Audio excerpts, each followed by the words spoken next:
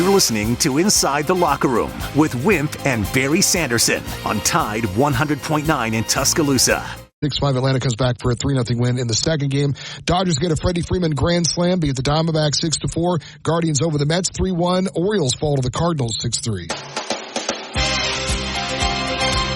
Inside the Locker Room with former Crimson Tide basketball coach Wimp Sanderson and his son, former SEC and ACC assistant basketball coach Barry Sanderson. It's time to take you inside the locker room on your home for Alabama sports. Tide 100.9 and streaming on the Tide 100.9 app.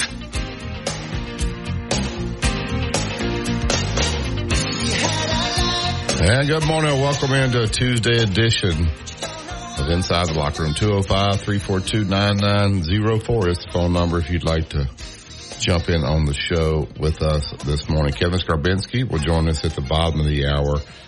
We'll take your phone calls throughout this first 30 minutes and the rest of the 8 o'clock hour. It's that time of year again. The honey-do list is growing and the projects are adding up. The time is right to build that new fence, deck, pergola you've been dreaming about, and there's no better product to build with than Yellowwood brand pressure treated pine. Yellowwood offers the best protection against rot, fungal decay, and termite attack, so it's no wonder Yellowwood is the brand of choice. Head on down to your local dealer, and always remember, if it doesn't have the yellow tag on it, you don't want it. Also, download the Tide 100.9 app.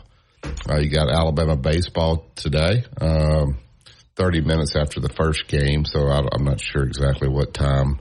Probably 12-ish, somewhere around there, between 12 and 1, depending. But the weather looks to be great today, a little bit hot. I think the high's 89. But if you're going out to support baseball, 4 games right there in Hoover this morning. Good morning, Justin. How are you? Good morning, Dad. What you got going? What's going on this morning? Well, a lot, but not radio stuff. LSU and Georgia at 9:30 in the tournament. Florida plays Vanderbilt at 4:30. South Carolina and Arkansas at 1 o'clock. I skipped over that. And South Carolina, Alabama at 1 o'clock. But that, it could be earlier or late, I guess, but that's where it's set at. And I guess probably the most rival game that people will be here for will be the Ole Miss State game. That'll be at 8 o'clock tonight. Give you something to watch. Brian Batty, however you want to pronounce it, who was in a shooting incident, running back at Alabama. Actually, he was the best running back they had, returning punts, returning kicks. They were in a shooting battle down in Florida. Well, there was a shooting problem among a bunch of guys. His brother was killed. And found out this morning that he's on a ventilator. I've seen somebody on a ventilator before, seen their reaction after a ventilator.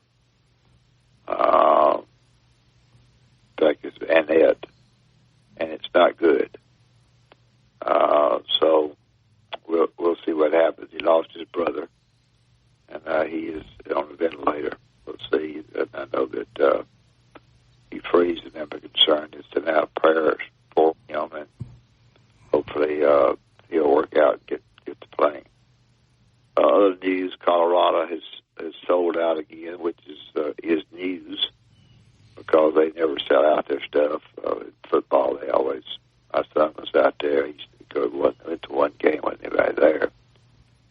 Georgia had another player with a reckless driving citation, which is, I would guess, say news around here.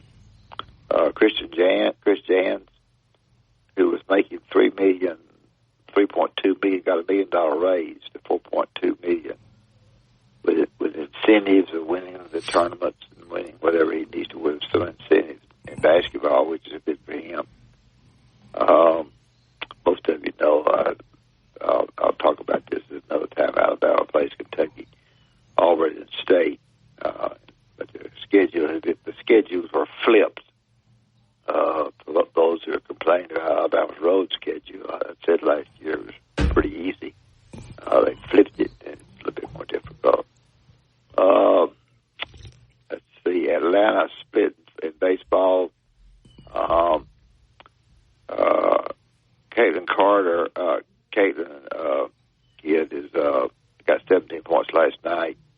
they got beat again 5-6. She's just learning how to play in professional basketball. They're knocking her around, trying to defend her in different ways, trying to be physical with her. It's not quite what she's quite used to. The only thing I will say that's controversial, and I have it, is the NCAA is trying to pay back the $2.7 billion that they owe, and the schools that are not. If you're on our radio show and you're rooting for a particular team that's not a Power 5 team, they're all complaining about it. That they're going to take away 60% of the non-Power 5 teams, including money that they get from the NCAA tournament, and the Power 5 teams will only be getting taking away 40%. Now that's the only controversy I have, but it is a big controversy because the people that are less Power 5s, that would be UABs, and people like that are going to get cut pretty significantly because they're trying to pay back this $2.7 billion without going to court, I guess. And I haven't studied it quite as much as I should have, but it's a mess. So that's all I got this morning. I still don't understand all this stuff, like UAB, and I mean they're going to pay money back. I don't understand. And I heard somebody say something about this morning with revenue sharing. Justin, if your sport doesn't make money, should you have to pay money back? Should they make you pay money out of your pockets? And if you're on a team and we lose money, there is no revenue to share. Should you have to go in your pocket and pay back, give back some money? I mean, I know that's not going to happen, but what's your thoughts on that? Revenue sharing. So if we lose money, we all have to pay. Yeah, I guess it's going to be like paying taxes or something. Like, oh, if you want to come swim at the University of Alabama, that's going to cost you $1,000 a semester extra. I don't know. You're right. If we're going to run it like a business, that's part of being a business. Yeah, I mean, we're making school all this money, so we need a piece of the pie. Well, what if we're losing money? And then do the players dictate, if you're saying revenue sharing, Dad, is that based on how much you spend versus how much comes in? So they're going to be saying, well, don't build this, don't build that because we want to share more revenue, or is it going to be across the board where everybody's going to get the same amount in the SEC? All the football guys will get. How do we do this? I think it's going to be across the board deal where everybody's charged the same. The power conference, the less than power conferences,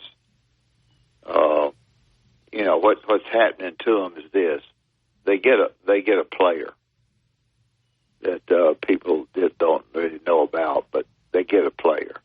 He turns out to be a really, really good player. What happens? 88 and out the gate. So they go down there. They're not going to get many players that come in. They'll get a few players that come to their school because they didn't play at the other school. But they're not going to have any money to do anything with. If you're the, I don't know, Samford Reuter, UAB Reuter, people like that, you're going to get taxed pretty good. So I'm not telling you everything I know about it because I don't know enough about it. When they say the House versus the NCAA, is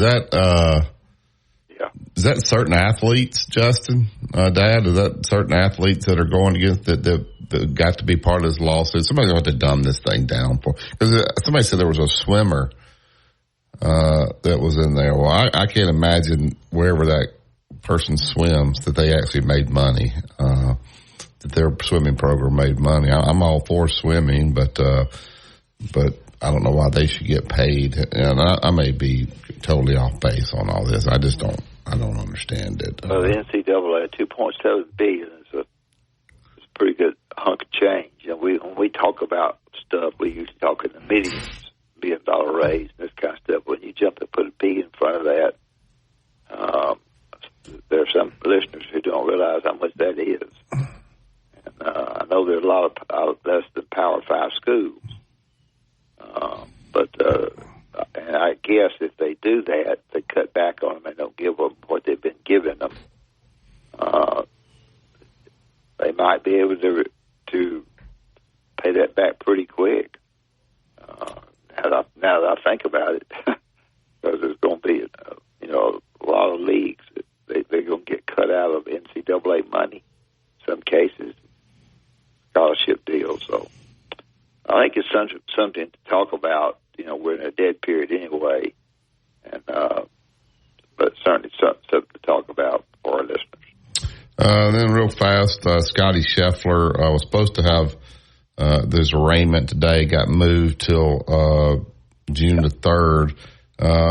It sounded like this prosecutor was mad that they moved it, so you're going to have some hotshot prosecutor now that's going to try to make a name for himself and try to make this a bigger deal than what it is instead of just seeing, unless there's something there that we hadn't seen.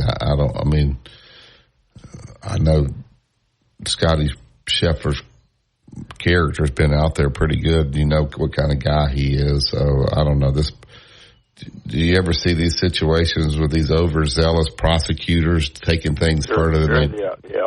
I think it's an overzealous guy that tried to stop him personally. Although certainly there was a death involved, and he was probably doing what he thought needed to be done. But I don't know. We're just jumping around. Nolan Richardson has come out and said that Calipari can now lead Arkansas back to the title. No, thank you, no. Calipari is not going to be playing this year. So he's okay. He can do it now. Nobody else could. So, we'll see. All right. So we'll take the break here. Phone lines are up. We got one phone call holding 205-342-9904. It's the moving season. School's getting out. I know my high school boys they're on a trip. Mac's last day is Tuesday, and people like to move, Justin, during when school is out. So 2 Minute Truck is their busiest time of the year. So make sure you give them a call and get on the books. Whether it's a local move, out of town, out of state, these guys can come in and pack you, load you, and deliver you. Give them a call today. No move is too big. No move is too small. 205-247-5050. It's 2 Minute Truck. Movers who care. Tide 100.9 traffic. Tuscaloosa traffic now from the Townsend Nissan Traffic Center. The drive-in this morning starting to pick up a little more steam now as we go. That includes eastbound 2059 through the work zone between Joe Malisham and the 359 interchange. Just some minor backups beginning there.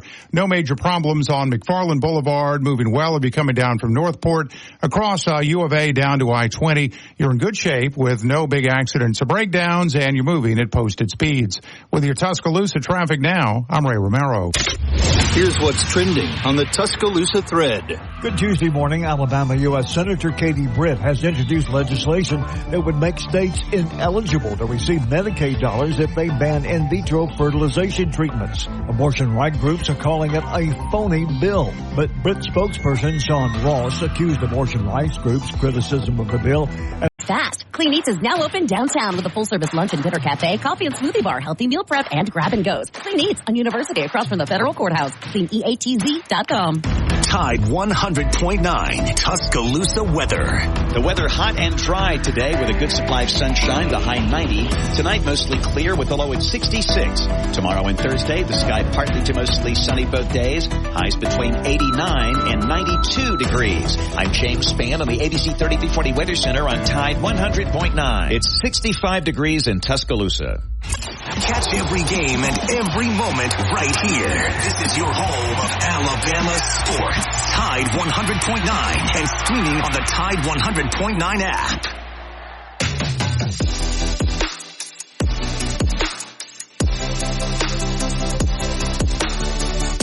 Welcome back to Inside the Locker Room. Pressure treated pine from Great Southern Wood. If it doesn't have the yellow tag on it, you don't want it. My week with Mac this morning, Justin, Dad, I got his little French toast sticks made. I made him some bacon. I'm getting already poured me a big old glass of milk, and I going to get a hit the plate, hits the milk, poof, spills everywhere.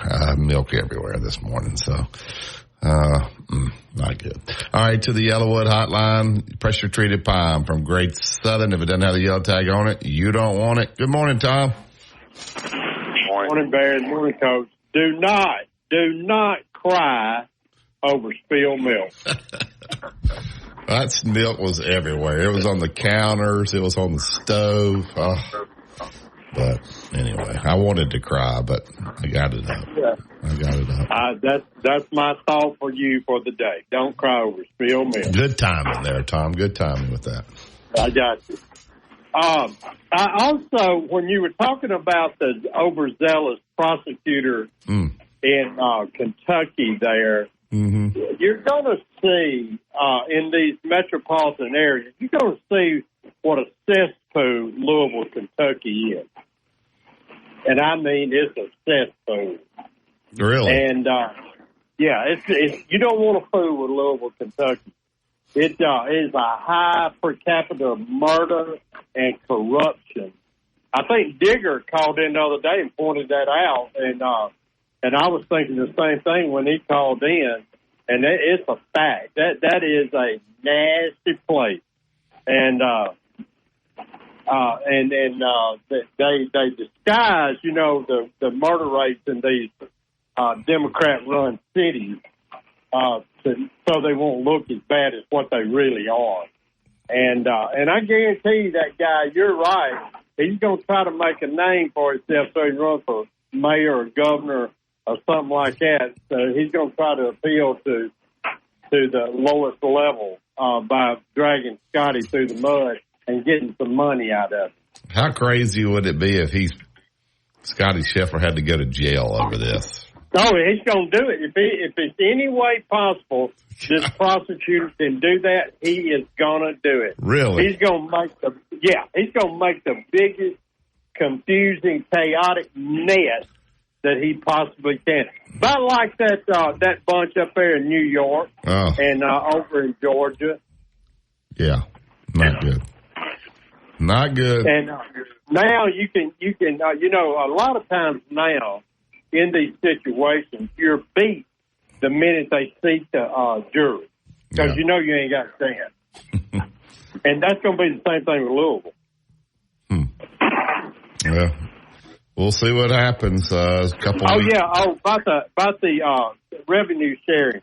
I saw and listened to a interview with Coach Saban yesterday. It was on Instagram.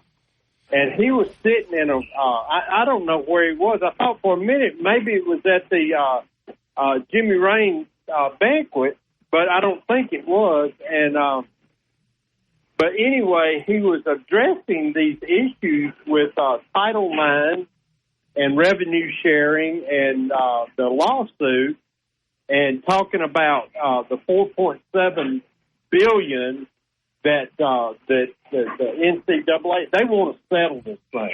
Yeah. And because a lot of people are saying, if you don't settle at $4.7 billion, you're going to be on the hook for about $20 billion if this thing goes to trial. And Coach Saban was appealing to those that have right-thinking minds, going, you know what, if we don't get something done about this, you're going to break not only the NCAA, but you're going to break the institutions where we enjoy college football. And I thought that was a strong, strong point.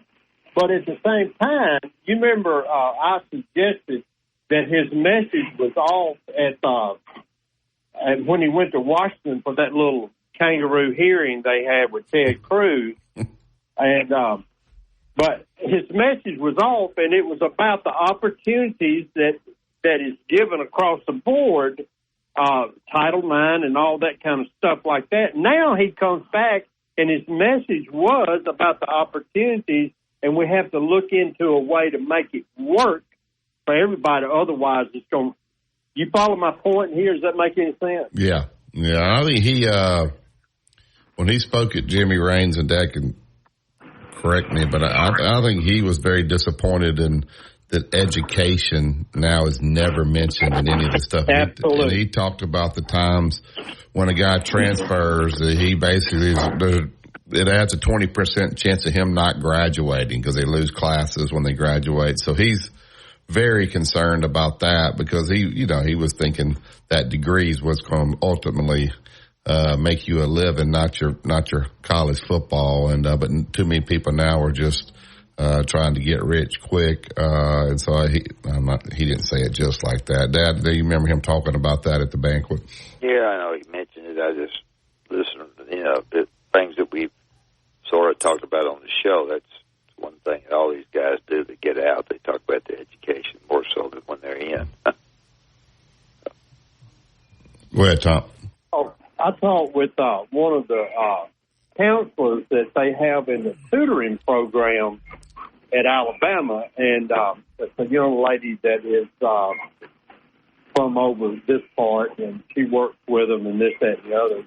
And she said that Coach Saban, his thing is that when he recruits you to the University of Alabama, there's no reason that you shouldn't maintain a 3.0 grade average, and he expects that to be the case from every player over there. He said that that was his thing there, and I thought that was interesting to think about when she told me that.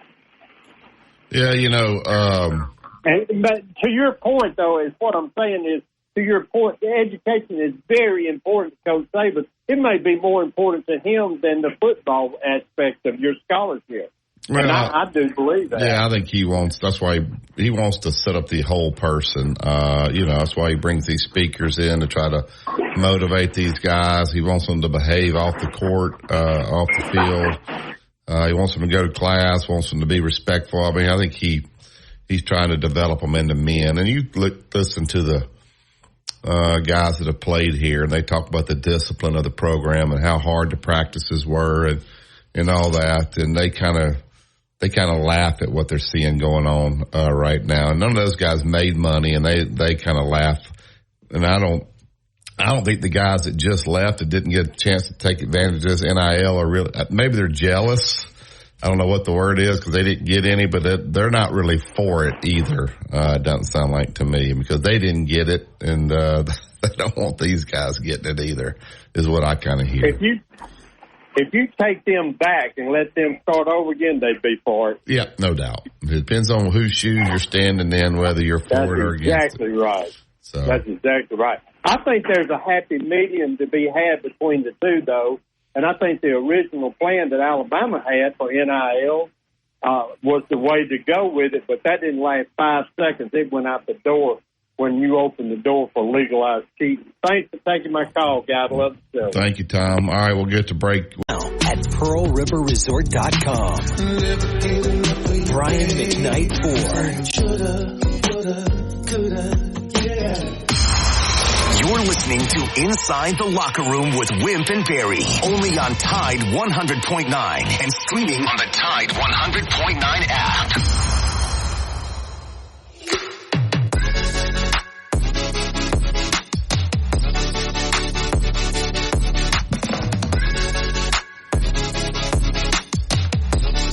Welcome back to Inside the Locker Room. Pressure treated pine from Great Southern Wood. Built the fence, the deck, the pergola, the 5-star backyard. There's only one choice. That would be Yellowwood. Find a dealer that's close to you. Go to yellowwood.com, put the zip code in, and it will pull up the closest place for you to go get this great product. All right, get right to the Yellowwood hotline. He's a freelance writer with the Birmingham Lead and AL.com.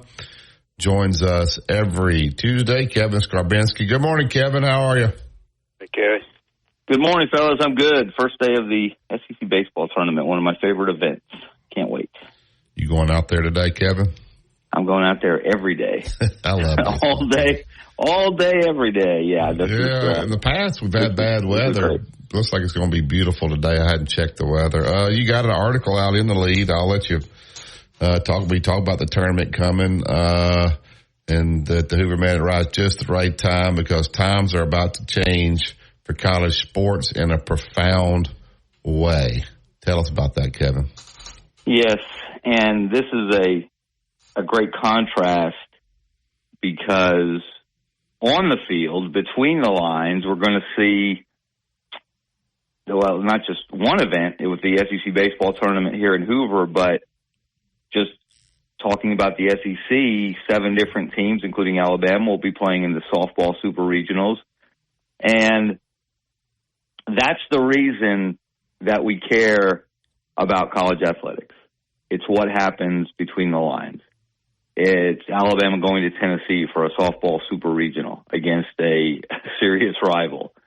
It's, the incredible level of talent that you see at the SEC baseball tournament combined with, and this is one of the best parts about this, guys, is the players themselves are so generally down to earth, accessible. I know when my sons were young, they would get autographs. They and their friends would go and they'd get autographs, and the players were great to talk to. And, it's just, there was a connection there between the schools, the players, the fans. And that's why we love college athletics, because we see incredible people do incredible things on a regular basis. Then there's what happens off the field, which has become a bigger and bigger part of the picture, has made more and more news, not necessarily in ways that everyone likes. And either later this week, could be next week, from all indications, there's going to be a decision made on accepting this proposed settlement in 3 antitrust cases against the NCAA, in which former athletes are basically suing for not back pay. That's not the right phrase legally, but essentially that's what it is. It's NIL money they couldn't receive, they didn't receive because they weren't allowed to receive.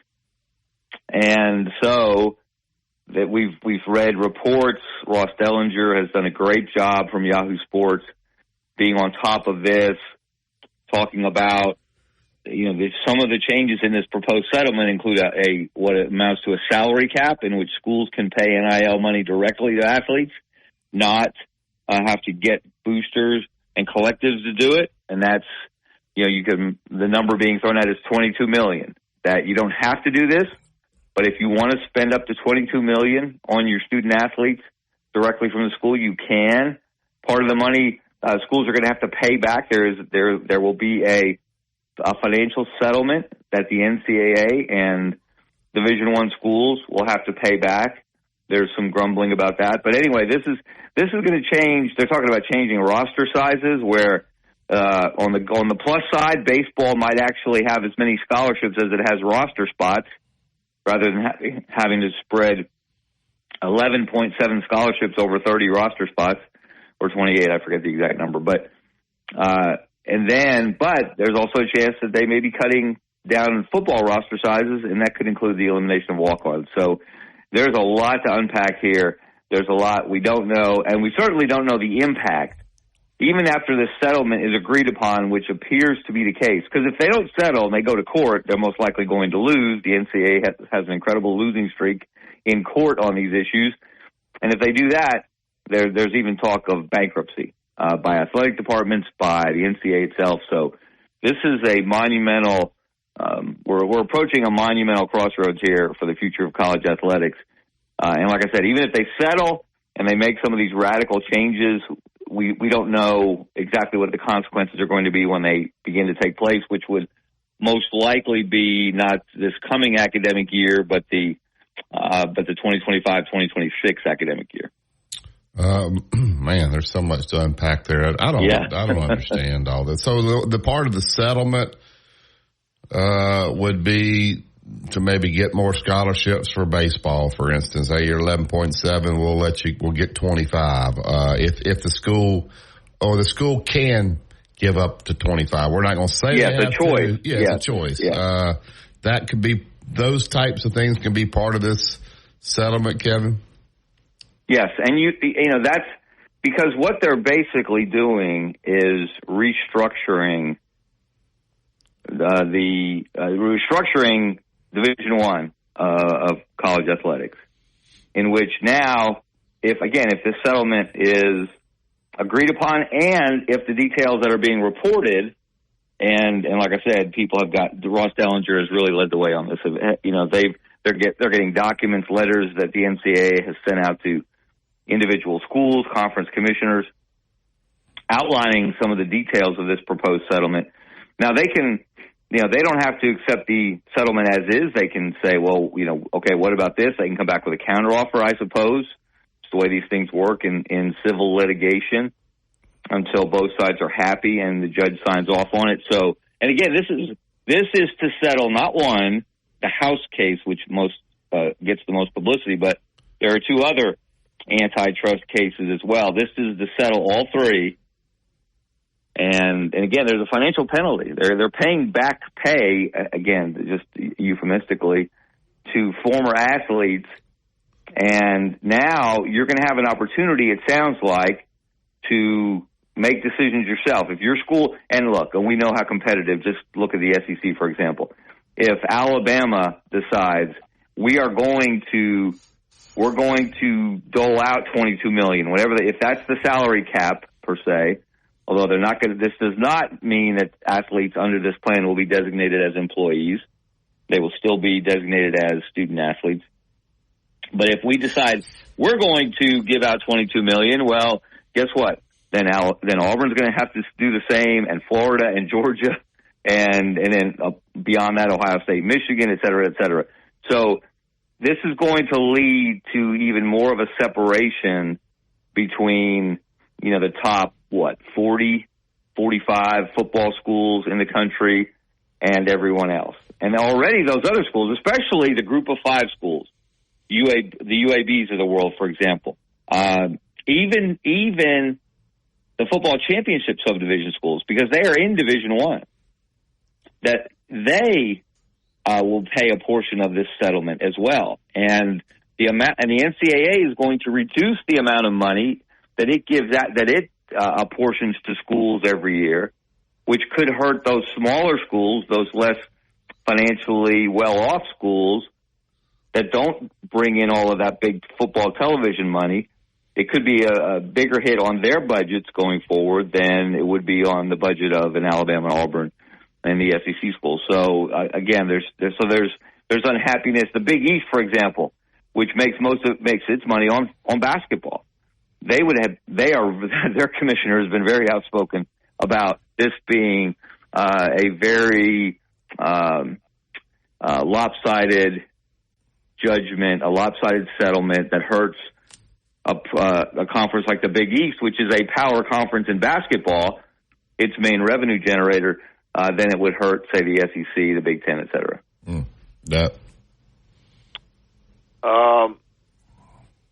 You'll probably think this is silly. With all the lawyering we have in this world,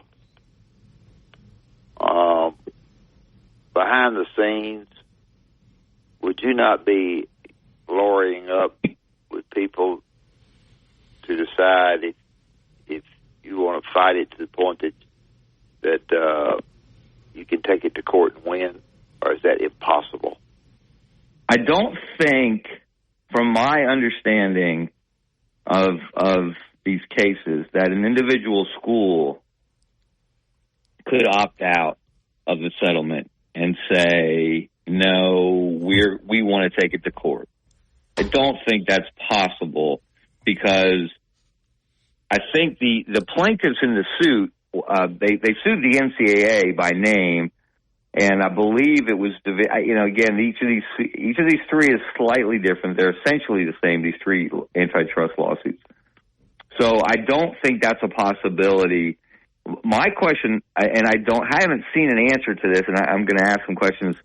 Obviously, I expect to see Greg Sankey at the SEC baseball tournament, some other SEC officials, is to get a better understanding of, okay, does this have to be, who makes is it the NCAA that makes the final decision? There are 32, I believe, Division I conferences. There are 4 power conferences at the moment. There are, 5 group of 5 conferences, obviously. So if all 4 Power 4 conferences vote for this, and I think it's done by conference, but I'm not 100% sure, and say 3 group of 5 say yes, 2 say no, I just don't know what makes it, who makes the final decision here? Is it a majority vote? Is it the NCAA? Is it Charlie Baker, who basically has to sign and say, okay, guys, this is what we're doing. We have to do this because they have mentioned this to the schools. They have said that bankruptcy, if they do not agree to a settlement, if they take this to court and they lose these court cases, they are going to basically just be liable for billions of dollars in back NIL money to former athletes, and it will cause bankruptcies across Division I athletics. Right? Well, that's the doomsday scenario that they're painting to obviously try to influence people to vote for it. These conferences to vote for it for the settlement. That is. Well, the players that the fans root for are suing the fans so they can't watch them anymore. That's, if you just get down to it, former players, it's not. These are not current players because current players have these opportunities, right? Current players, and that's the problem. Yeah. So if you played 5 years ago? We don't mention that. Yeah. If you played 5 years ago, are they killing the golden goose? Is what you're kind of summarizing this as. So if you played 5 years ago or 10 years ago, and again, I don't know what the class is, the class of plaintiffs, how big it is. I don't even know if that's been decided yet, how that money's going to be divided. Did Dartmouth start this with the 10th? Was that when Dartmouth started? How did this get started? No, this is not. No, this is former athletes and a couple by name. There are different names on each case who found lawyers who believe they had a very strong case because of the way the NCAA because of the way other courts have ruled. And as I said, the NCAA has an incredible losing streak. I mean, they're the Washington Generals when it comes to legal matters. I guess they lose consistently in these cases because of how their money's distributed. Because They're playing Savannah Bananas. They ain't winning. They do not win. They do not win these cases. And again, it's because legally, what they've been doing is essentially a restraint of trade. Well, my question is, who is going to get this money? Just the people that brought the suit? Are they the ones? No. Who is the money going to? And who has determined? Who determined what's your NIL, what you were actually worth? I mean, I'm sure some gymnast is looking at Livy Dunn saying that could have been me 5 years ago. Who is getting this money, Kevin? That's a great question, Barry. And I have not gotten an answer to it, and I have not seen anybody who has reported. Basically, what I've read on it from people who are well informed and are following this, closely daily, is that has not been fully determined. Is how this money is going to be distributed to former athletes. Who gets it is not just the people whose names are on the lawsuit. No, it is. That's why the amount of the settlement is so large. That's why we're talking billions, not millions. But how that's going to be distributed among the members of the class, Division I athletes from whatever year to whatever year, well, who decides that? Essentially, the court does.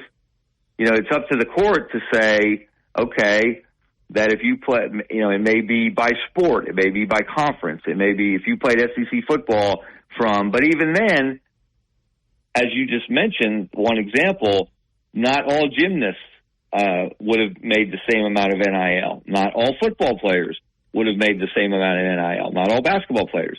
So how do you break that down? It's probably going to be. I don't think anyone would have the time nor the intelligence to sit down and figure that all out. It'll probably be more of if you played, and this is throwing out an example, and I may be way off, but I think this is my understanding. If you played football in the SEC in say 2008 to 2012, you get this much money. If you played basketball in the SEC from 2009 to 2012, this is how much money you get.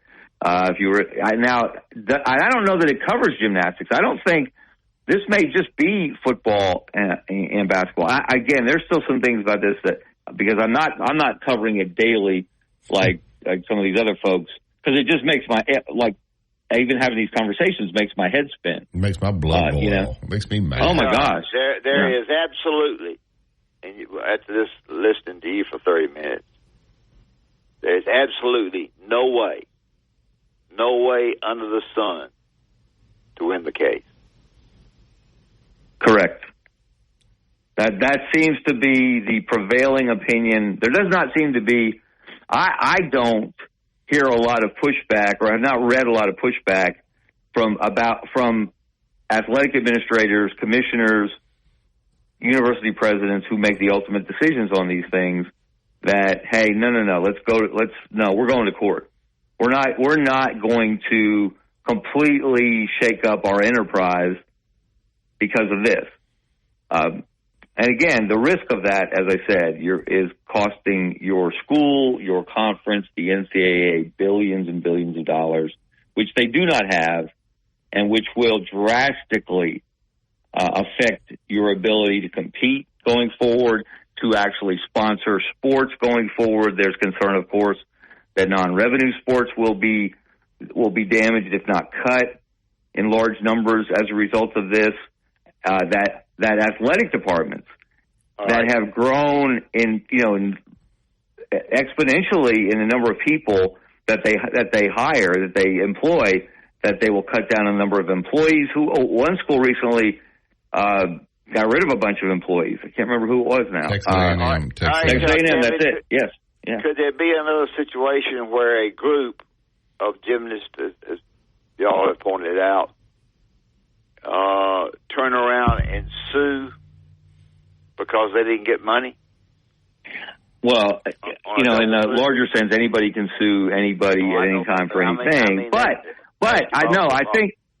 think part of the settlement terms is this settles the question of back NIL money. This precludes additional lawsuits from former college athletes, former Division I athletes. I think that's part of the reason why you would accept that this stops the bleeding. So this defines the bleeding. It says exactly how much you got to pay every year over a 10-year period, how much each school has to pay, how much their revenue from the NCAA is reduced. So now you know what you're dealing with, and it also precludes. Okay, like you just said, Wim, next week another group of players comes along and says, "Hey, wait a minute, what about us?" I think it eliminates that legally. So do these ADs, SEC? That's what people here care about. Mm-hmm. So, first of all, do these ADs, two things. They get together in Destin and say, all right, guys, we're going to have to trim our budgets. We're going to have to cut certain, but let's all kind of do it at the same number. Or is it going to be each individual school? Are they going to get together and say, all right, they're going to let us have 25 baseball scholarships now. Let's settle on a number that the SEC is going to use. That way, Tennessee doesn't have an advantage over Alabama where they're saying we're going to 25. If we're all going to 25, let's all go to 25 or everybody in our league is on a level playing field. Can Greg Sankey and the athletic directors get together and do something like that? That's an excellent question. And, in fact, that sounds like the most reasonable course of action from a conference standpoint, because that's one of the things that the SEC has always tried to do is, while they know they can't level the playing field on the scoreboard, what they can do is try to level it, in terms of revenue distribution.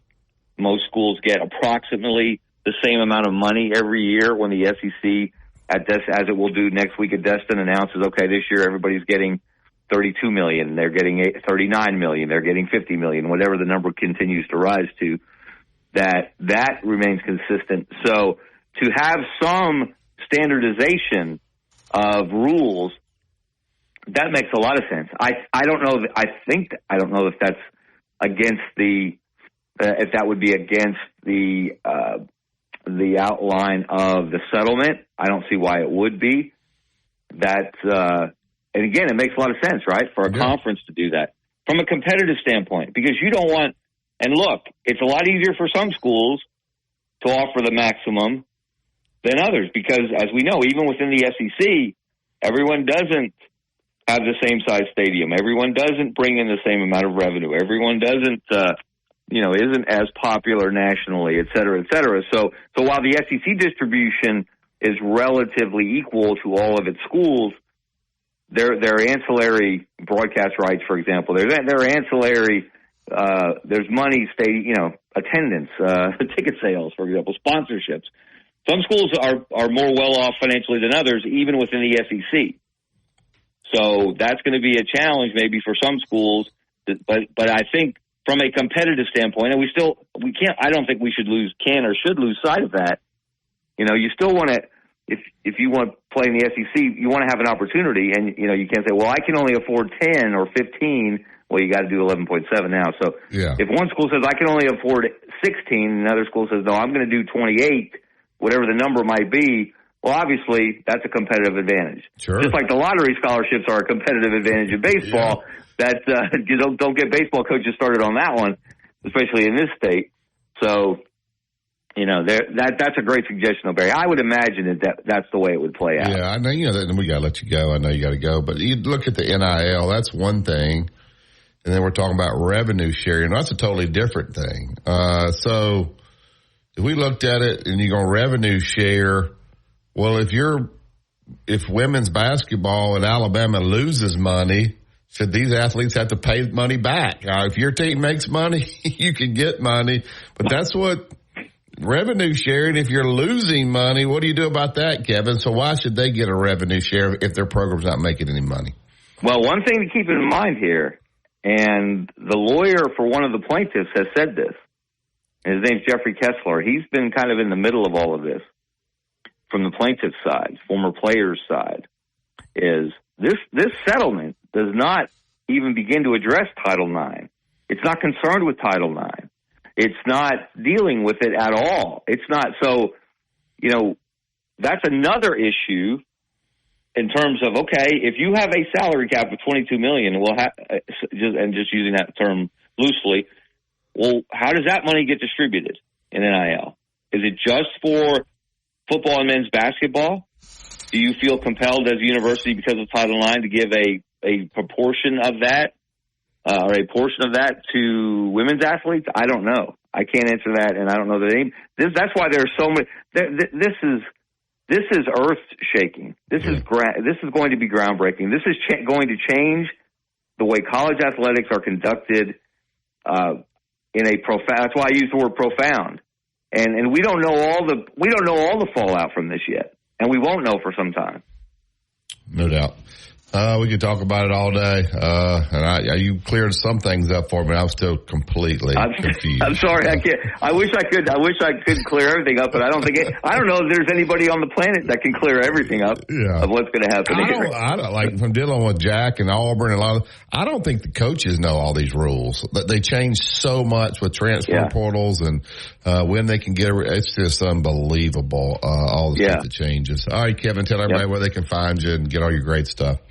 Yeah, best thing to do is follow me on, I'm still going to call it Twitter, even though they changed their URL. I'm still going to call it Twitter. You can find me on Twitter at Kevin Skarbinski. Get links to everything I'm doing. Like I said, this week I'm covering the SEC baseball tournament. I'm blogging about it for the SEC. You can find those daily posts throughout the day, each day, on SECsports.com, and then you can find my work, of course, twice a week, Mondays and Thursdays in the Birmingham Lead, BirminghamLead.com. Thank you, Kevin. Thanks, guys. Have a great week. Now I'm completely confused. Well, he's telling about why they can't find it. Do I know? All right, we'll take the break here, and we'll open up the phone line 205-342-9904. Somebody clear this thing up for us. I do think that's one thing that Coach Saban was frustrated about, that one team can do more than the other team. I think the SEC has to decide, like, hey, it's going to be 85 football scholarships. Baseball is going to be 25. Basketball is 14, whatever, where everybody's on the same playing field, at least as far as scholarships go. I don't think you can have, within these jobs, if Tennessee's going to give 30 and Alabama's going to give 20, then obviously that Tennessee baseball job's a lot better. You listen to Tide 100.9. 796. VIN number 3KPF54ADX RE771137. Julio Jones Kia at 4301 Greensboro Avenue, Tuscaloosa, or 24/7 at buyfromjulio.com. WTBC Tuscaloosa and W265CG Tuscaloosa, a Town Square media station. Tide 100.9 and streaming on the Tide 100.9 app. From the Fox Sports Studios in Los Angeles, here's Eddie Garcia. The NBA Conference Finals get underway tonight in the East with the Celtics hosting the Pacers. The NHL Conference Finals are now set after the second round concluded with a Game 7 in Vancouver last night. The visiting Oilers get a 3-2 win over the Canucks. Edmonton jumped out to a 3-0 lead. Vancouver mounted a late comeback with a pair of third-period goals, but it falls short. Edmonton wins the series 4-3 to advance to face the Dallas Stars in the Western Conference Finals. WNBA, the Sun beat the Fever 88-84. Indiana's Caitlin Clark had 17 points, tied for the team lead. Her team, though, is now 0-4 on the season. Baseball games of note, Mariners scored 4 in the ninth, rally and beat the Yankees in the Bronx 5-4 to snap New York's 7-game winning streak. Padres and Braves split a doubleheader in Atlanta. San Diego. Pets.com/deal or text DEAL to 511-511. Text DEAL to 511-511. All dogs are unique. Your dog's results can and will vary. Message and data rates may apply.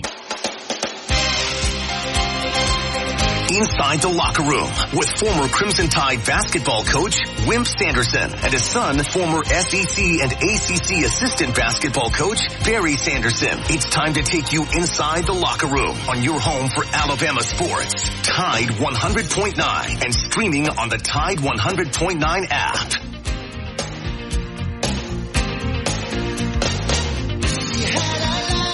Welcome back to the second hour of Inside the Locker Room. Allstate Insurance agent Andrew Kniffer. Andrew's my agent. Let him become yours. He's out at 4705 McFarland Boulevard, Suite 3 over in Northport. Give Andrew and his staff a call. Looking for home, life, auto, whatever you need. They'll find the best deal possible for you. 205-722-9201 and tell them that Wimp and Barry sent you. I kind of equate this. We got a message here from a listener to the Reggie Bush deal. Everybody says, well, what he did back then you can do now. Well, back then you couldn't. All right. So you couldn't. So that's why he was punished and had his Heisman taken away. We had a listener saying you don't get any money because you weren't playing when those rules were available for NIL, just like you couldn't transfer without having to sit out. That's just the way it is. So yeah, you can't go back and say, well, if the rules were that way when I played, then I could have taken it. That's like if the speed limit changes on a road, Justin. I got a ticket because I was going 15 miles over it, and then they adjust it and make it 10 miles. You can go 10 miles faster. I can't go back and say, well, I shouldn't have gotten that ticket if it was not. I mean, I just don't understand how you do stuff like that. All right, get to the. I don't know if I made any sense there, but get to the Allstate Andrew Kniffer hotline and get Philip in. I just cut Philip off. Philip, I'm sorry. I hit drop and air. Philip, call right back. Sorry about that. Get right back to the Andrew Kniffer hotline. Get Michael in. Call us back, Philip. Hey, Michael. Hey, Barry. How's it going, guys? Good, man. How are you? I'm doing pretty good. I've got an off-the-wall question for you, kind of. Considering everything that's going on with NIL and stuff, and the fact that you were that you coached at the level that you did, is there any way that you would be interested if somebody approached you about a job currently for a program that was under all the NIL and transfer portal stuff? To go out and raise money?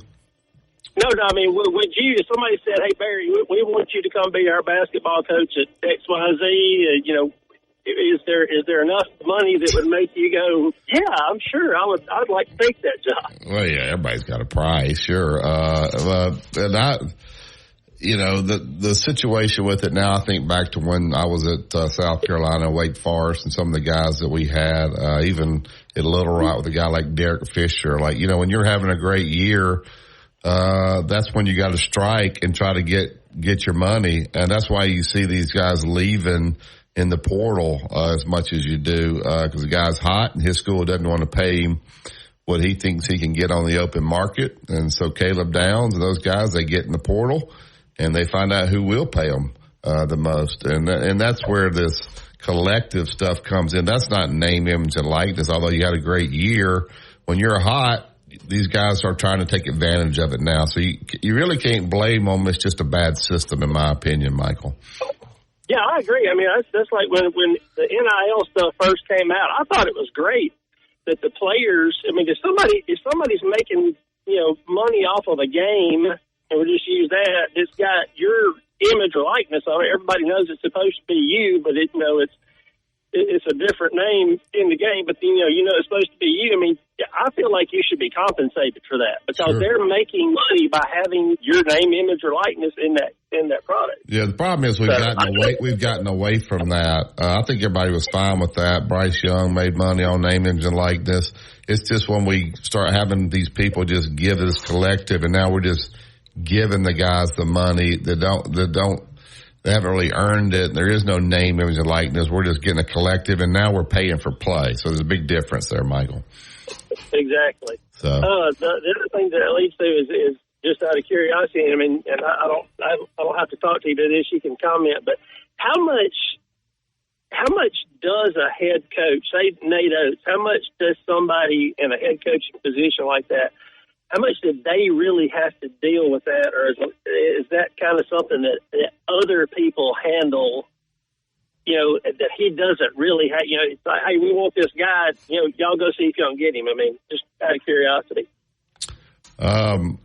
Dad, I would think Nate Oates does not handle it at all. I mean, he has people that do handle, Alabama. Now, he may call him and say, hey, we need to get it up because we're trying to get so-and-so, and Kentucky can give him this. We need to get over that. He may communicate those people. He's not the one actually going out and trying to raise the money, though, I don't think.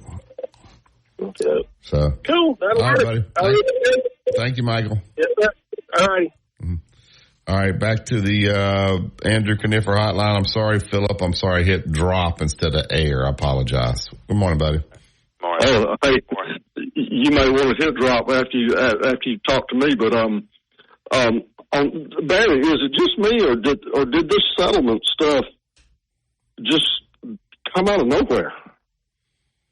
Well, they've been talking about this settlement stuff here for a while. I don't know how you say they're not going to win, and this is what the settlement's going to be if they don't win. Like, how do they know that? I guess, Philip, would be my question.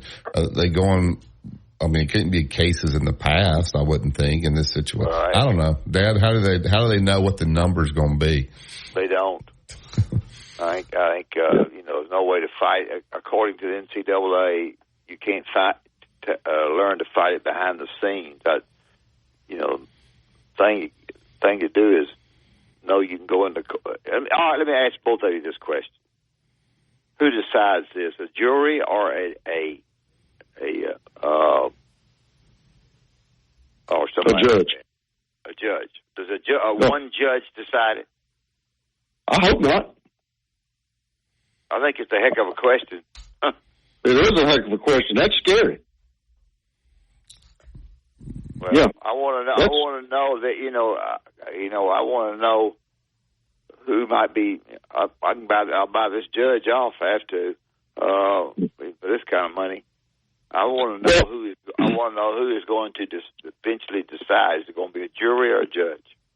Now, the one thing, if I could ask, Kevin was great, and it was a great interview, but we talked about settlement during his segment of the show, and then we talked about scholarship uniformity and all that also during his segment. So is all that being tied in together, or are they separate issues? It's very confusing. Dad, I'm not sure. On the what now? I said it 2 more times, Philip.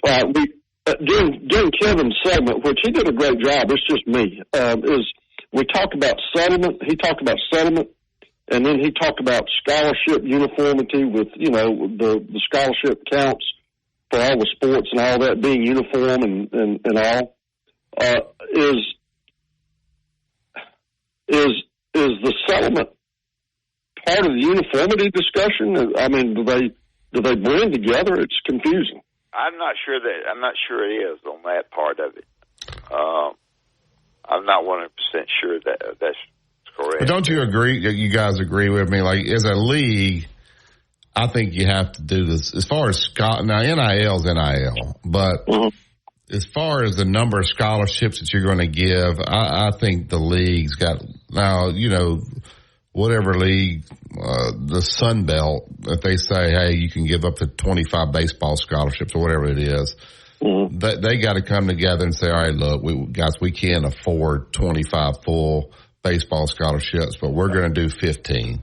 The Big Ten can obviously afford it. We're doing 25. The SEC, we're doing 25. Don't you think they got at least within your league have a level playing field as far as scholarship numbers go, Philip? I do, and that's where leadership comes in, and that's where Sankey has got to be the leader. He's got to be the man to set the tone and to set the uniformity and level everything out, where it's the same for Tennessee as it is for Mississippi State, and it is and the same for Oklahoma as it is Vanderbilt. So all that's got to be uniform, and that's where leadership comes in.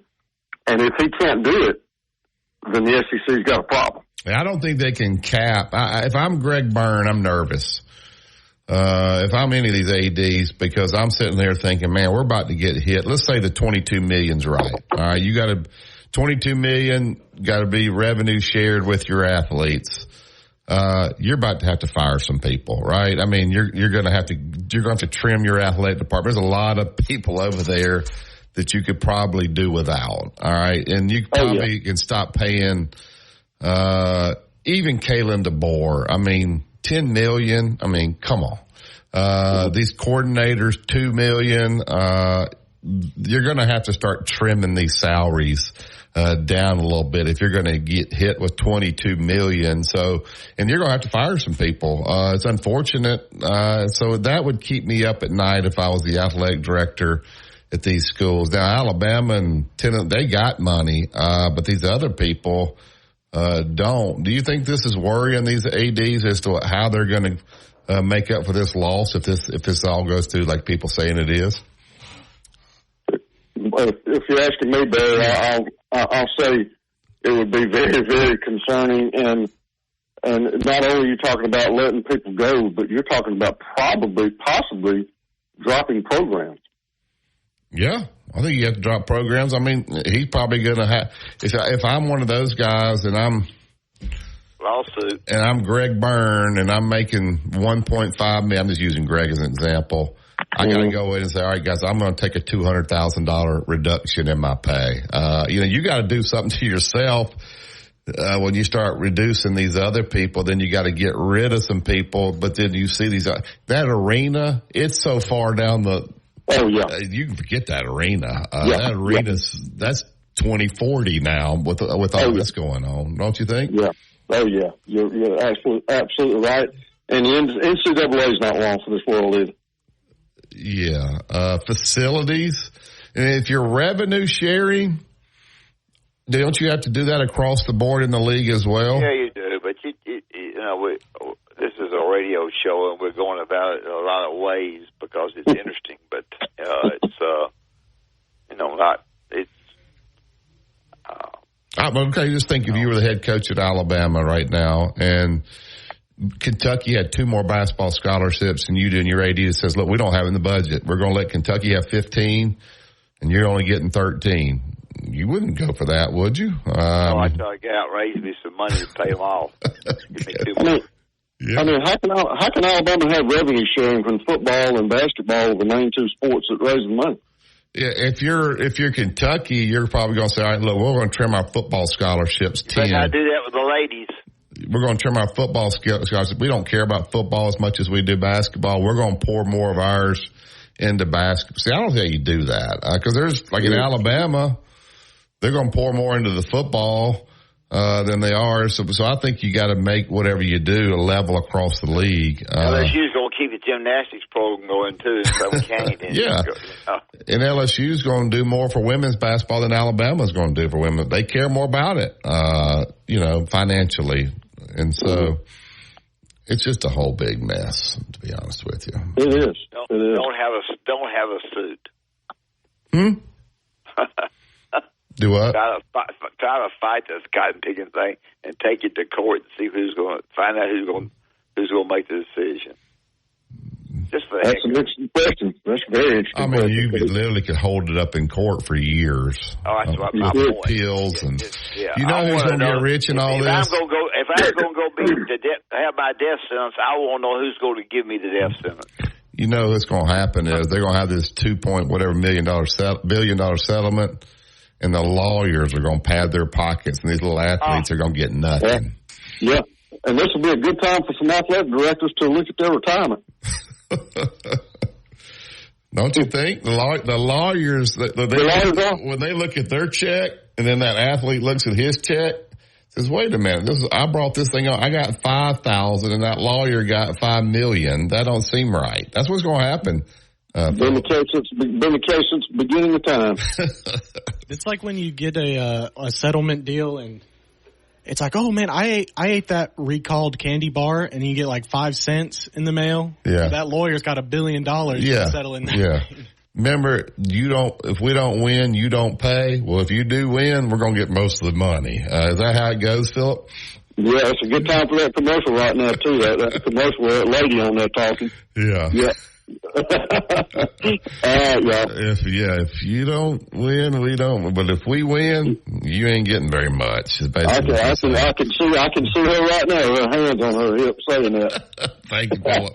Thank you. All right, Tuscaloosa Toyota. Go to TuscaloosaToyota.com. You can look at all the inventory that they have right there on the website. You also can swing by Skyline Boulevard. The 2025's already in the Camrys there. They got the great trucks, the SUVs, whatever you need. They're on the website if you want to rent a vehicle, if you want to order a part, whatever you need. It's all right there. TuscaloosaToyota.com. They got somebody that will chat with you there if you have any questions. We'll talk with Justin tomorrow, find out what the total is. You listen to Tide 100.9. It's the home of Alabama sports. Tide 100.9 traffic. Tuscaloosa traffic now from the Townsend Nissan Traffic Center. A new problem now working right in the heart of T-Town this morning. This is going to be northbound Highway 69 right before Skyland Boulevard. Left turn lane is blocked. Looks like we do have a little backup beginning to form there. Also, if you're traveling on eastbound 2059 through the construction. A national nonprofit offers more than 1,000 free online resources for youth and high school sports coaches, parents, students, and administrators. Visit PCADevZone.org. Road tripping, business travel, or bringing your car in for repairs. All great reasons to rent a Toyota at Tuscaloosa Toyota. You can rent the latest Toyota models for a day, a week, or a weekend. Every Toyota rental car comes with 24 hours roadside assistance. Muscle to 511-511. Text Muscle to 511-511 today. All individuals are unique. Your results can and will vary. These statements have not been evaluated by the FDA. This product is not intended to diagnose, treat, cure, or prevent any disease. Text fees may apply. Tide 100.9 Tuscaloosa weather. The weather hot and dry today with a good supply of sunshine, the high 90. Tonight mostly clear with the low at 66. Tomorrow and Thursday, the sky partly to mostly sunny both days. Highs between 89 and 92 degrees. I'm James Spann on the ABC 3340 Weather Center on Tide 100.9. It's 71 degrees in Tuscaloosa. Two-time state champion and two-time NIT champion, Barry Sanderson breaks down the latest in sports on Inside the Locker Room on Tide 100.9.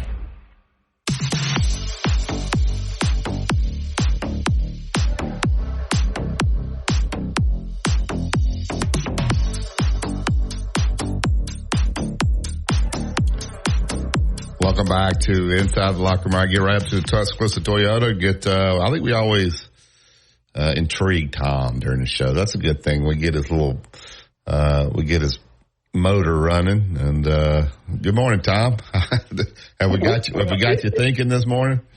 Oh yeah, good morning. I don't have to say it again, but I really enjoy the show. I enjoy the discussion, the interaction, arguing, all of it, and I appreciate it. And it's a high form of entertainment for me. So what does that say about me? Right. I think you know what I think too, and you won't ever admit this, that Kevin's growing on you, Tom. You used to not want to give 2 cents for Kevin. I think you misunderstood what I said about Kevin. I read Kevin for years when he was in the Birmingham papers, right? Yeah. And it's not that I dislike him. I don't know him personally, so I don't know him enough to dislike him. You know what I mean? I disagreed with a lot of the things he read. And I sent him messages saying I did. It wasn't like I was hiding behind, a radio call. Mm-hmm. I sent him messages. But, I like different points of view, and I like to argue about them, too. Can you tell? Yeah, I know you like that. I know you like that. That's all right. Good. Yeah, but I was going to say something for you to consider on the retro NIL payment, restrictive earning. There will be lawsuits, even though there is a settlement. And I'll give you a class example. Javon Quinley, when he was at Alabama, they started this little thing, him and a couple other guys, started a little thing with videos and highlights of him playing basketball. And they put it on Instagram, and they were getting a lot of hits on it, and they were going to be able to make money, and the NCAA shut him down. Mm-hmm. Now, that is going to be the one I'm going to have my eye on, because I think that will be a nice, big, fat settlement for Javon Quinley. I just don't get that line of thinking. I don't disagree with you, but restrictive earning. But I know. But I'm saying whatever the rule was is what the rule was then. How do you go back on these things? I agree. What you're saying is logical, but we're not. We're past logical in this society when it comes to the legal system. I'm not for Reggie Bush getting his trophy back. Now people say, well, it's legal now. Well, it wasn't legal then. So everybody would have been taking it if it was legal then. So you're almost doing what those guys that left and went to the LIV, and now they want to come back to the PGA Tour. Well, there's got to be a punishment to come back. So I don't know. Go ahead, Tom. I'm sorry. Yeah. No. I just wanted to bring up about Javon Quinley and let y'all talk about that and enter that into that falls under restrictive earning within the time frame that we're being told that's going to be in part of this settlement. I do believe that. I think he got a bunch of money to go to Memphis, didn't he? Sure. That was NIL, though. Yeah. So Kevin did text me and said, FYI, the class, and y'all may know this, I didn't. The class in the House lawsuit includes all Division I athletes from 2016 to 2020 when the lawsuit was filed. They would be the ones who received back NIL pay. And I don't know how you cut it off at 2020. The lawsuit was brought by an Arizona male swimmer and an Oregon women's basketball player. So how many athletes are we talking across the country from 2016 to 2020? These 2 billion sounds like a lot of money. These athletes aren't going to get any money, and it's going to all go to lawyers. Maybe, but at the same time, here's something to consider. Part of the negotiation will be how much do they get, and were they in a sport where generated a profit? You already brought that up this morning. That's going to be a contention in this settlement. I guarantee you. These swimmers and everything, they're going to say, you never made any money for the school. The school graciously gave you a scholarship. That's going to be one of the arguments in the negotiation. Hey, Tom, all this you're talking about, who's going to make this? What group is going to make this decision? I don't know. I guess it'll be in the federal judge's hand, and then it'll be appealed. One judge? I would think so. Yeah, that's the way it generally works in a class action. This is patterned after class action, is it not? It won't be a jury trial.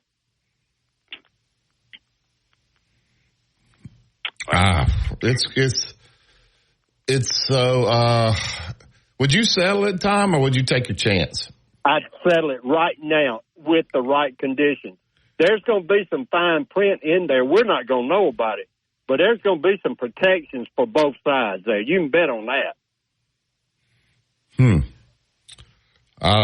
You'd settle it, huh? I would. In a heartbeat. You think there's nervous ADs right now about where they're going? Better be. But they're going to have to fire their friends. Yeah, Coach Saban is he's not nervous, but he was projecting. Coach is not nervous. I promise you that. No, but what he was describing is something if you're an administrator to be nervous about going forward. Anyway, I got to go. My boss is about to ready to kill me. I thought you were going to say Coach Saban was nervous that Greg Byrne was going to fire him. You can't do your little office. Oh, he still got Cedric. So seriously, like, if you're Greg Byrne, let's just use Greg Byrne. Sorry, Greg.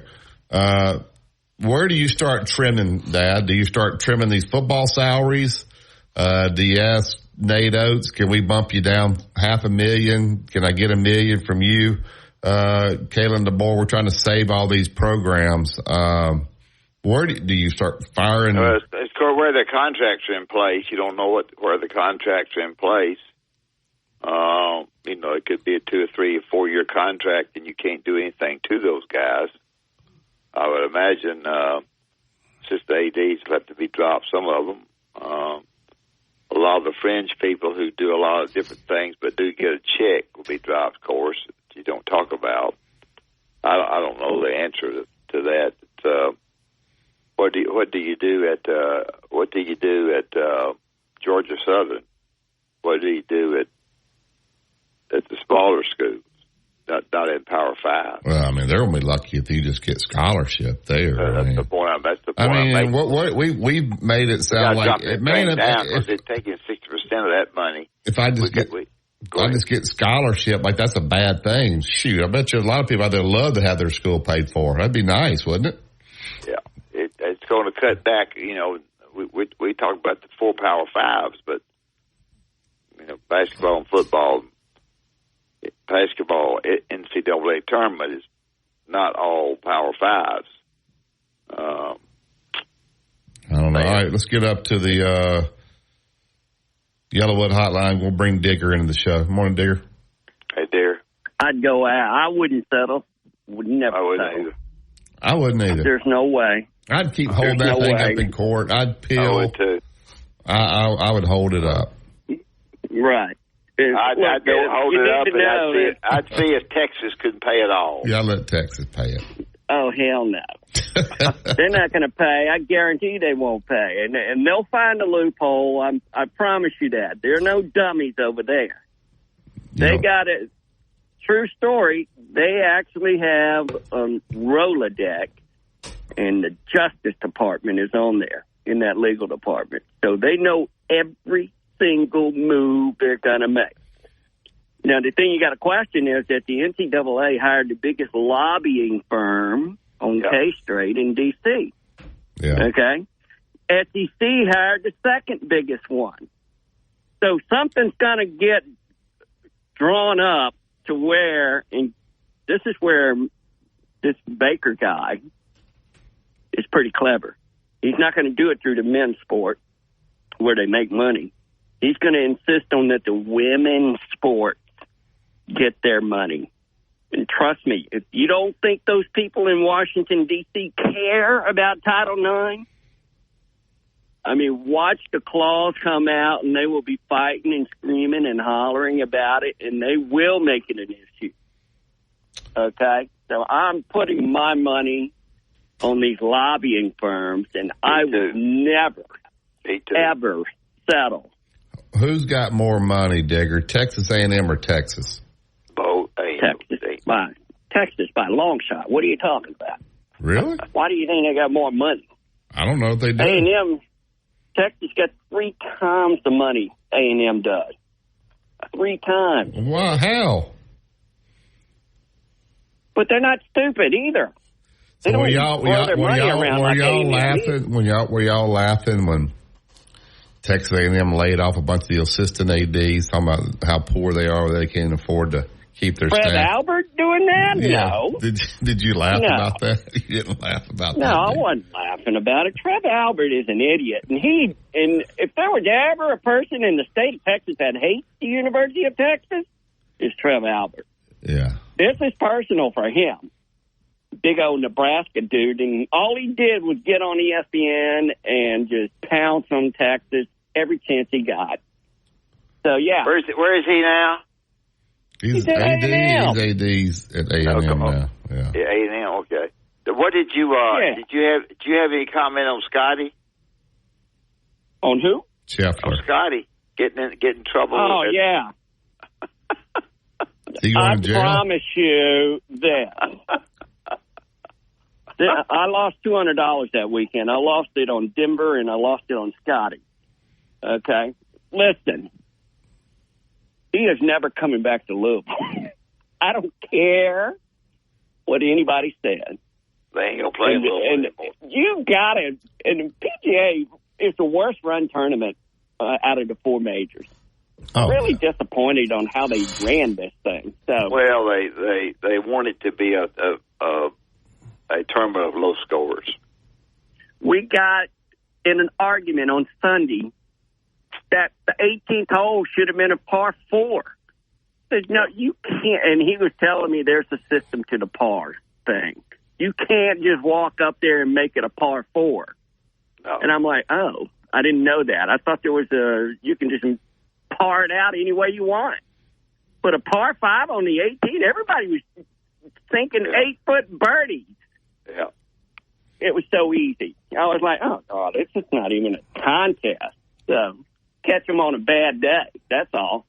Yeah. I'll let you go. But, yeah, my money's on the NCAA and that lobbying firm, man. They're going to get what they want. Promise you. Thank you, Digger. Let you go. All right. Let's tell them about Bryant Bank before we get to break. Four locations in Birmingham, a lot of locations in Birmingham, 4 locations in Tuscaloosa, and throughout the state. And it's your bank. It's by saying your bank, I mean a banker that knows you probably personally. If he doesn't, he'll get to know you pretty quick, at a nice bank, and they'll be very, very courteous to you. They'll be able to handle everything that needs to be handled with your money. They'll be darn sure that you can bank online. You can bank online around the clock. Some people do that. They also, we talk about the schools, that particularly in Tuscaloosa, that they try to help school kids and so forth. So, you know, they're a bank with the same zip code, same area code as you have. If you're listening to our show, probably you're pretty close to it. Maybe if you're in South Alabama, you got 251. But hopefully you'll go in there and tell me you heard on Inside the Locker Room and become a part of Bryant Bank. The corruption that goes on trying to get people's money from their accounts off the internet or off whatever is Bryant Bank is on top of that. Brother, that's pretty darn important. So my thoughts, my ideas would be for to go by Bryant Bank, tell me you heard on Inside the Locker Room, and then you have to lose. Call 800-294-8831. Again, 800-294-8831. This report is sponsored by the Crohn's and Colitis Foundation. The flagship station for Alabama Crimson Tide football. Alabama touchdown. Only on Tide 100.9 and streaming on the Tide 100.9 app.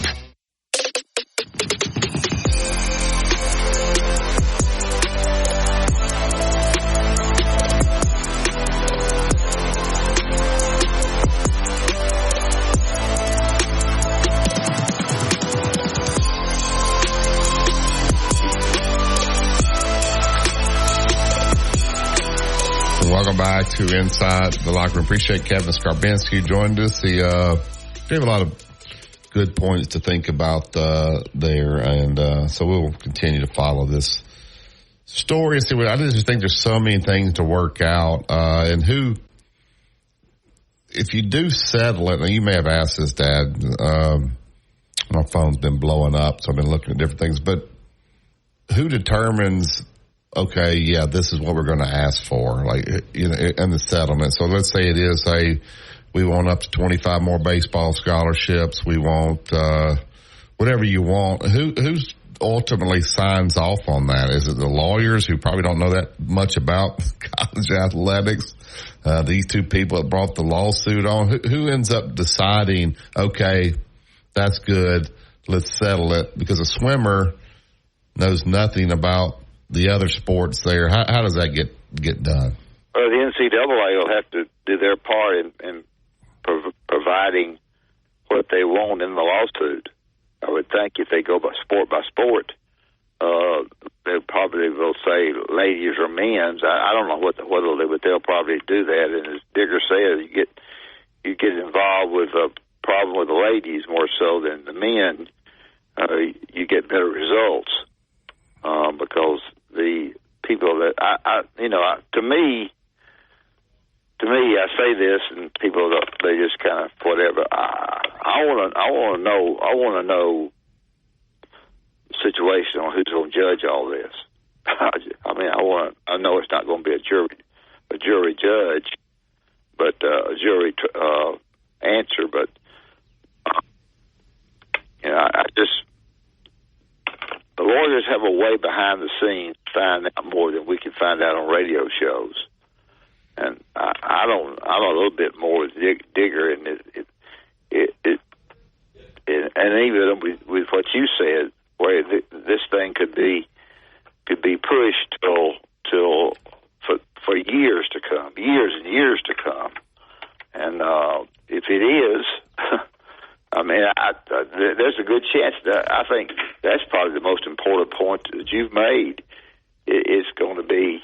I think guys like Coach Saban would not want that, though, because they want to know, what are we dealing with? Like, everybody's under the same rules, but now everybody can do different things. So if you have more of a collective, then you can buy these guys. So I think guys that are, if you're a coach, don't you want to kind of know what the rules are, where they're not changing, or where so-and-so can do more than you, or if they can't, don't you kind of, but right now we don't, with these collectives and NIL and pay for play and all that, what certain schools can do, what certain states can do. Would you not want to, at least everybody in your league is doing the same thing?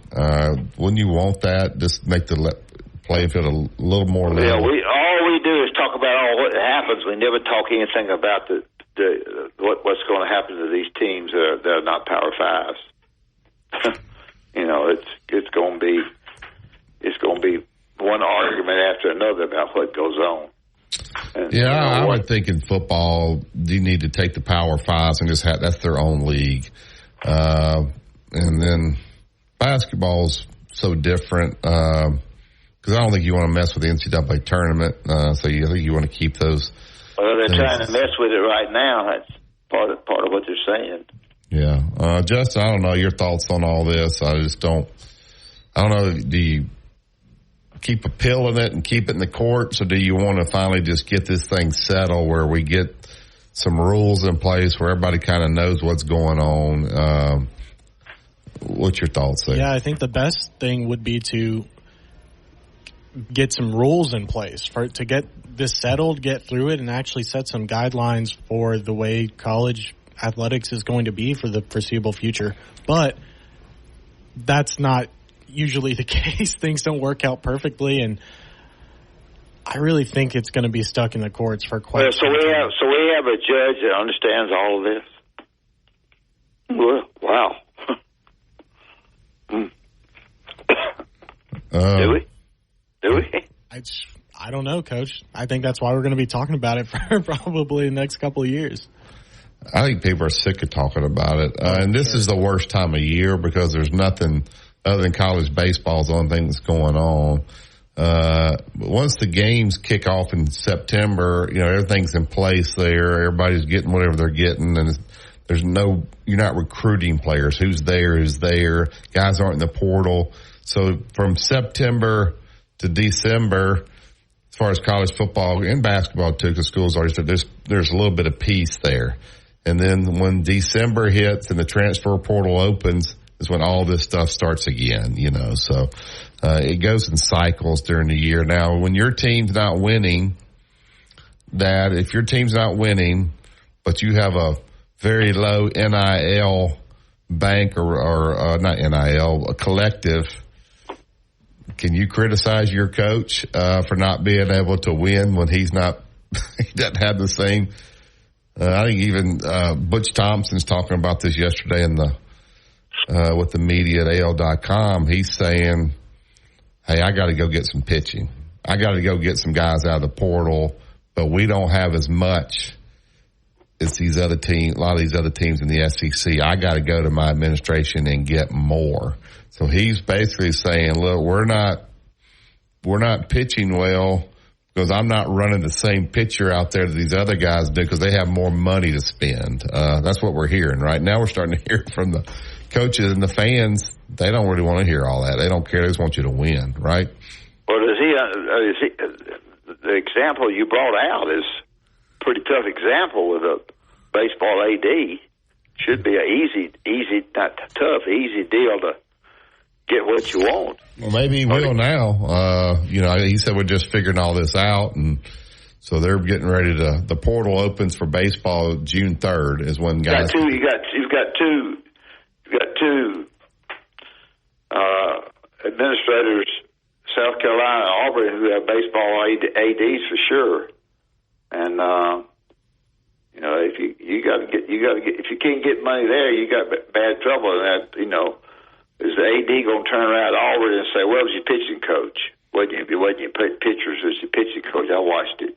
It's going to be an interesting scenario there. Yeah, they might say, okay, we'll get rid of your pitching coach. All right, we got rid of him. Now I'm going up against this same guy that Tony Vitiello wants, and he's offering more than me. I got to be able to match what Tony Vitiello. Have y'all ever seen Tony Vitiello and Max Homa in the same place?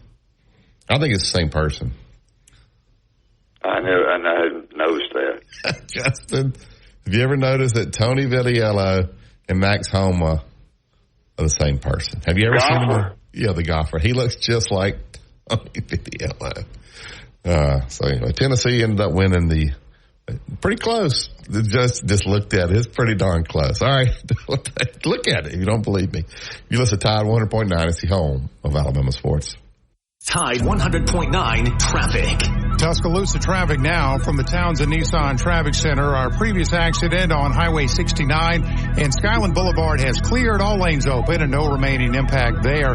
If you're traveling eastbound 2059 from Foster's out to McFarland Boulevard, we do have a little backup through the construction zone. You're seeing an 11-minute drive. Special performances from Keith Urban, Kate Hudson, the Black Keys, and Thomas Rhett. The season finale of The Voice. Live tonight on NBC. Tide 100.9 Tuscaloosa weather.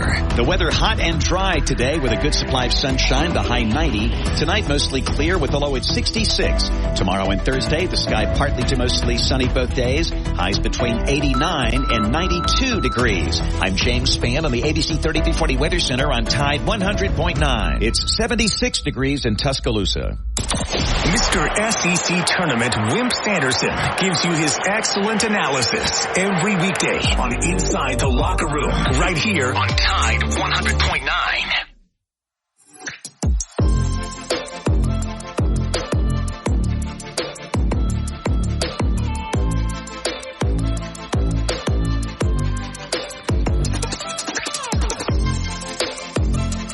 All right, welcome back to Inside the Locker Room. Alabama will take on the Gamecocks of South Carolina. The South Carolina fans are not very happy right now with Coach Kingston, so they're wanting a change made. I think South Carolina's going to play in the NCAA tournament. They're the 10 seed. So we'll see what happens today. But single elimination today, so 4 teams will go away. It'll be down to 8 starting tomorrow, which will turn into a double elimination for a couple of days. Justin, what do we have today as far as shows and the game being on the radio? I know all the games are on the SEC network, but what are we doing show-wise with the game? Yeah, I think so. The Miller's Edge, which usually goes from 12 12 to 2 is only going to be an hour show today. And then I think if the game goes long, it'll go into Ryan's show, the game. But Ryan will probably be doing his show just separately. It's like you could listen to Ryan's show on the app while the baseball game is going to be over the airwaves. There you go. You can double dip. So, Barry, I have a question for you about this tournament, though. I've been seeing a story where they're going to use a double first base. What exactly does that mean? I think it's just whether it's a bigger first base, it's a rules period. I think it's for injuries. That way the guy who's playing first base can have his foot up on the bag, but it gives the runner more room to I think that's what it's about. It's more just to give you a little more room there for the feet to all go where you don't have injuries there at first base. Maybe Gary knows differently than I do. It's like high school basketball next year in the state of Alabama in non-conference or non-area games. If you want to have a shot clock, you can, as long as both teams agree, which is going to be a disaster. All right, that's it for today's show. A lot of good conversation about this lawsuit and kind of how it's all going to take place. We'll see what happens as this thing rolls forward. The Gary Harris Show is next, so keep it locked in. Good luck to Coach Vaughn and the Alabama Crimson Tide baseball team as they take on the South Carolina Gamecocks here in probably about 3 hours. So you listen to Tide 100.9 and 1230 AM WTBC. It's the home of Alabama sports. Have a great day, everybody.